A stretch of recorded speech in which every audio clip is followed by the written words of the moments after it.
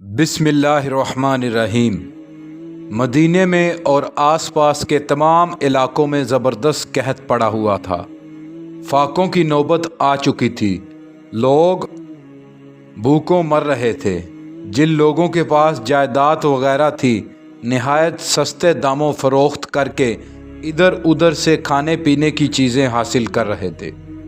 حضرت عثمان رضی اللہ تعالیٰ عنہ کے گھر والوں نے انہیں بتایا کہ ایک باغ بہت ہی سستا فروخت ہو رہا ہے، بہتر ہوگا کہ آپ اسے خرید لیں۔ آپ رضی اللہ تعالیٰ عنہ روپے لے کر اس طرف چل دیے، لیکن راستے میں لوگوں کو بھوک سے مرتے دیکھا تو آنکھوں میں آنسو آ گئے۔ وہ تمام روپیہ لوگوں پہ تقسیم کر دیا اور خود خالی ہاتھ گھر واپس آ گئے۔ گھر والوں نے پوچھا، آپ رضی اللہ تعالیٰ عنہ باغ خرید آئے؟ فرمایا، ہاں، جنت میں تمہارے لیے باغ خرید آیا ہوں۔ مدینے میں پانی کی بہت کمی تھی۔ ایک کنواں یہودیوں کے قبضے میں تھا جس کا نام روما تھا۔ رسول اللہ صلی اللہ علیہ وآلہ وسلم نے اعلان فرمایا، جو شخص یہ کنواں خریدے گا اور اسے مسلمانوں کے لیے وقف کرے گا اور اس میں سے اپنے لیے اتنا ہی پانی لے گا جتنا دوسرے مسلمان، میں اسے جنت کی بشارت دیتا ہوں۔ یہ سن کر حضرت عثمان رضی اللہ تعالیٰ عنہ فوراً وہاں گئے اور کنواں خرید لیا، پھر اسے گہرا بھی کرایا۔ آپ رضی اللہ تعالیٰ عنہ نے اس کنویں میں سے ہمیشہ دوسرے مسلمانوں جتنا پانی لیا۔ ایک روز آپ رضی اللہ تعالیٰ عنہ نے رسول اللہ صلی اللہ علیہ وآلہ وسلم کو یہ فرماتے ہوئے سنا، جو کوئی مسجد نبوی کے لیے اپنی زمین دے کر اسے وسیع کرے گا، اس کے لیے جنت میں گھر ہے۔ یہ آپ رضی اللہ تعالیٰ عنہ ہی تھے جنہوں نے اپنی زمین مسجد نبوی کے لیے فوراً پیش کر دی۔ اس طرح رسول اللہ صلی اللہ علیہ وآلہ وسلم نے لشکر کے لیے سامان دینے کے لیے فرمایا۔ حضرت عثمان رضی اللہ تعالیٰ عنہ وہ شخص تھے جنہوں نے آدھے لشکر کے لیے ساز و سامان مہیا کیا۔ اس روز آپ رضی اللہ تعالیٰ عنہ نے 980 اونٹ اور گھوڑے دیے۔ غزوہ تبوک میں آپ رضی اللہ تعالیٰ عنہ نے 940 اونٹ لاد کر دیے۔ اس کے بعد 60 گھوڑے بھی لاد کر دیے۔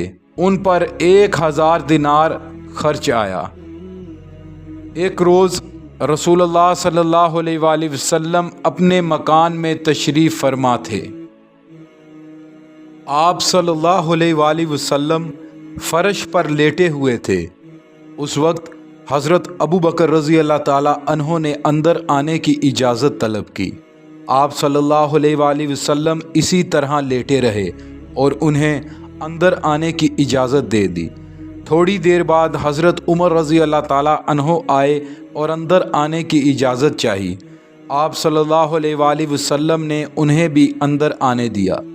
ان کے بعد حضرت عثمان رضی اللہ تعالیٰ عنہ تشریف لائے۔ ان کی آواز سن کر آپ صلی اللہ علیہ وآلہ وسلم فوراً اٹھ بیٹھے، اپنے کپڑے درست کیے اور حضرت عائشہ رضی اللہ تعالیٰ عنہا سے بھی فرمایا، اپنے کپڑے درست کر کے بیٹھو۔ جب حضرت عثمان رضی اللہ تعالیٰ عنہ ملاقات کر کے واپس چلے گئے تو حضرت عائشہ رضی اللہ تعالیٰ عنہا نے آپ صلی اللہ علیہ وآلہ وسلم سے حیران ہو کر پوچھا، یا رسول اللہ صلی اللہ علیہ وآلہ وسلم، جب ابو بکر رضی اللہ تعالیٰ عنہ آئے تو آپ اسی طرح لیٹے رہے، عمر رضی اللہ تعالیٰ عنہ آئے تب بھی آپ اسی طرح لیٹے رہے، پھر عثمان رضی اللہ تعالیٰ عنہ کی باری میں کیوں اٹھ بیٹھے اور مجھے بھی کپڑے درست کرنے کے لیے فرمایا؟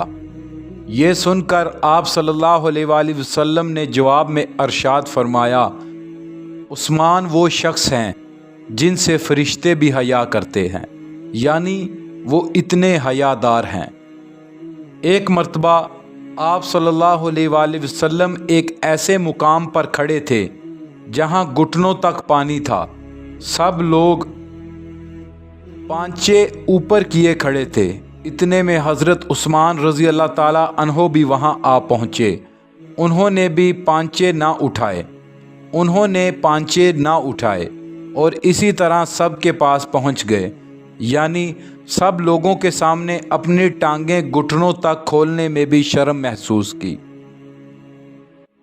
آپ رضی اللہ تعالیٰ عنہ کے بارے میں رسول اللہ صلی اللہ علیہ وآلہ وسلم نے ارشاد فرمایا، یہ اگرچہ نبی نہیں ہیں لیکن میرے اصحاب اور میری امت کے تمام لوگوں میں سے وہ ہیں جو جنت میں میرے ساتھی ہوں گے۔ ایک شخص قبرستان میں کھڑا رو رہا تھا اور اس قدر رو رہا تھا کہ داڑھی آنسوؤں سے تر ہو گئی تھی۔ حضرت عثمان رضی اللہ تعالیٰ عنہ کے دوست ہانی نے دیکھا، وہ حضرت عثمان رضی اللہ تعالیٰ عنہ تھے۔ لوگوں نے ان سے پوچھا، آپ جنت اور دوزخ کا ذکر کرتے ہوئے نہیں روتے، قبروں کو دیکھ کر کیوں رو پڑتے ہیں؟ آپ رضی اللہ تعالیٰ عنہ نے جواب میں فرمایا، رسول اللہ صلی اللہ علیہ وآلہ وسلم کا ارشاد ہے کہ قبر آخرت کی پہلی منزل ہے۔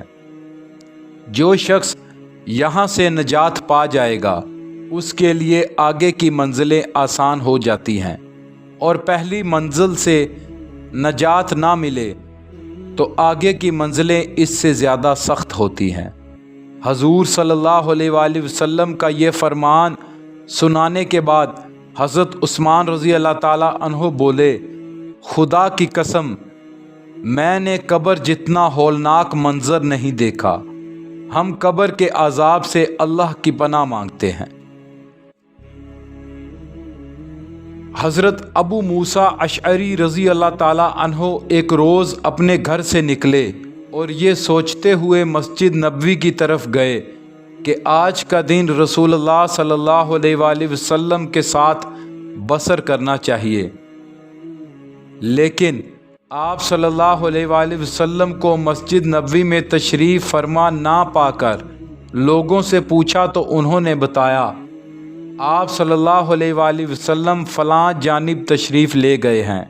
حضرت ابو موسیٰ اشعری رضی اللہ تعالیٰ عنہ بھی اسی سمت چل پڑے۔ چلتے چلتے عریس کے کنویں تک پہنچ گئے۔ انہوں نے دیکھا کہ رسول اللہ صلی اللہ علیہ وآلہ وسلم کنویں کی منڈیر پر پاؤں لٹکائے بیٹھے تھے۔ کنویں کے ارد گرد ایک احاطہ تھا۔ میں آپ صلی اللہ علیہ وآلہ وسلم کے قریب پہنچا، سلام کیا اور پھر احاطے کے دروازے پر آ کر بیٹھ گیا۔ اس وقت میرا دل چاہا میں اسی طرح حضور صلی اللہ علیہ وآلہ وسلم کا دربان بن کر بیٹھا رہوں۔ اتنے میں کسی نے آ کر دروازے پر دستک دی۔ میں نے پوچھا کون ہے؟ جواب ملا ابو بکر رضی اللہ تعالی عنہ۔ میں نے انہیں ٹھہرنے کے لیے کہا اور جا کر رسول اللہ صلی اللہ علیہ وآلہ وسلم کو اطلاع دی کہ ابو بکر رضی اللہ تعالی عنہ حاضری کی اجازت چاہتے ہیں۔ آپ صلی اللہ علیہ وآلہ وسلم نے فرمایا، انہیں اجازت دے دو اور جنت کی بشارت بھی دے دو۔ چنانچہ میں نے حضرت ابو بکر رضی اللہ تعالی عنہ سے جا کر کہا، چلیے اور آپ کو مبارک ہو، رسول اللہ صلی اللہ علیہ وآلہ وسلم نے آپ کو جنت کی بشارت دی ہے۔ ابو بکر رضی اللہ تعالی عنہ خوش ہو کر اندر آئے اور سلام کرنے کے بعد آپ صلی اللہ علیہ وآلہ وسلم کے دائیں طرف پاؤں لٹکا کر بیٹھ گئے۔ تھوڑی دیر بعد پھر دستک ہوئی۔ اس بار حضرت عمر رضی اللہ تعالی عنہ آئے تھے۔ میں نے ان کے لیے بھی اجازت مانگی تو آپ صلی اللہ علیہ وآلہ وسلم نے فرمایا، انہیں بلا لو اور جنت کی بشارت دے دو۔ حضرت عمر رضی اللہ تعالی عنہ بھی میری زبانی یہ خوشخبری سن کر خوش ہوئے اور اندر آ کر آپ صلی اللہ علیہ وآلہ وسلم کے بائیں جانب بیٹھ گئے۔ میں پھر دروازے کی طرف لوٹ آیا۔ تھوڑی دیر گزری تھی کہ پھر دستک ہوئی۔ میں نے پوچھا تو معلوم ہوا उस्मान रज़ी अल्लाह ताला अन्हो तशरीफ़ लाए हैं। रसूल अल्लाह सल्लल्लाहु अलैहि वसल्लम को इत्तला दी तो आप सल्लल्लाहु अलैहि वसल्लम ने फरमाया, इन्हें भी बुला लो और उन मुसीबतों की वजह से जो उन पर टूटने वाली हैं, इन्हें जन्नत की बशारत दे दो। मैंने उस्मान रज़ी अल्लाह ताला अन्हो से जाकर वही कह दिया। आप रज़ी अल्लाह ताला अन्हो अंदर आए और आप सल्लल्लाहु अलैहि वसल्लम के पीछे बैठ गए। रसूल अल्लाह सल्लल्लाहु अलैहि वसल्लम का इशारा हज़रत उस्मान रज़ी अल्लाह ताला अन्हो की दर्दनाक शहादत की तरफ था। कुएं पर ये चारों हजरात जिस तरतीब से बैठे, उनकी कब्रें भी इसी तरतीब से हैं। अल्लाह पाक पढ़ना और सुनना कबूल फरमाए।